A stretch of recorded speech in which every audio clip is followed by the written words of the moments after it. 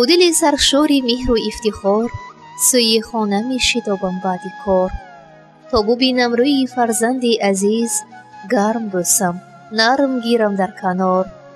بچگی خویش در روی گلش بینم و گردد دل من بیقرار.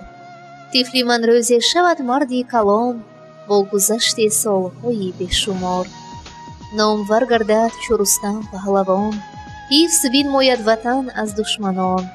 با محبت خدمتی مردم کند می شود شایسته دور و زمان.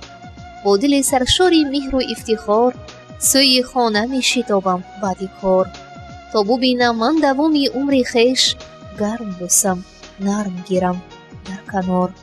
فرزند مهربان خاندان پسرچه دوست رو یک امردین امیرزاده روزی مولود دارند.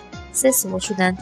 باباها عبدالواسط قربانبای، مادر کلانها فضیلتای رعنا جان، دادو کلانشان عباس جان و کلانشان براعت خان، پدر و مادر امیر جان و بیرابیه، دادرشان دولت جان، خواهران مهینه خان و گنجینه خان، عمکشان عبدالقادر، عمه‌ها مخبره خان و ریحانه خان، دلنازه خان، تقوها جولان جان، جعفر جان، غایب جان، خاله‌ها ثریا خان و نرگیزه خان، شاهیده خان، بچه‌ها انور جان و شیرو جان خویش و پیوندان تبریک میگویند.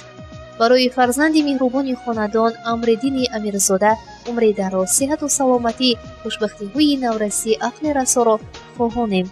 آرزوی آن را میکنیم که چون انسانی کامل و روشن ضمیر، صاحب احترام و صاحب معرفت به وی رسید و خاندان خود افتخارمندی و سربلندی ها آورد و در پناه خداوندی بزرگ باشد.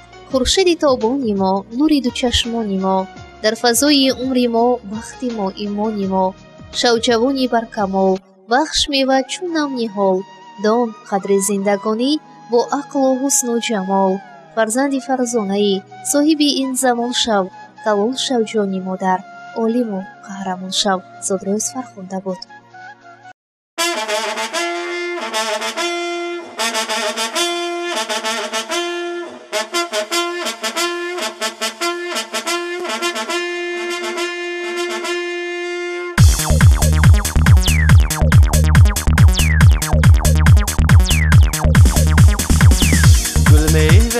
پیوندی شیرین عسل میخندی شادانه با تمنا با شیوهی دل بندی.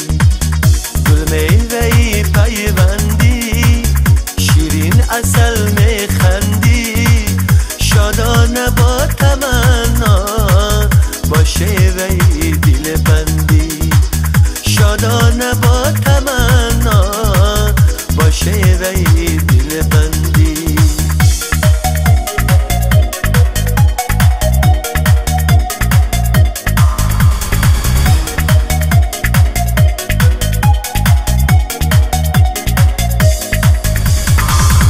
نشانه ای سعادت، پیمانه ای صداقت، تولدی تو آورد ترانه ای محبت.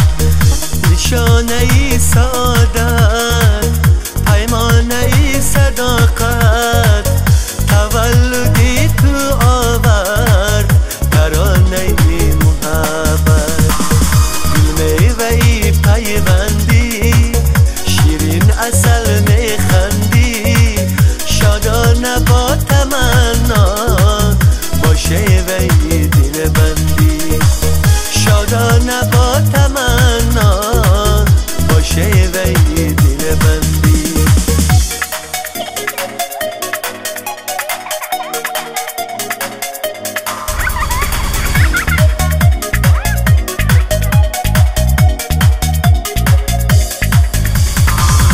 خواهم همیشه باشی آزاده و فرهمند، امیدی مادر پدر ای خوش نشان فرزند. خواهم همیشه باشی آزاده و فرهمند، امیدی مادر پدر ای خوش نشان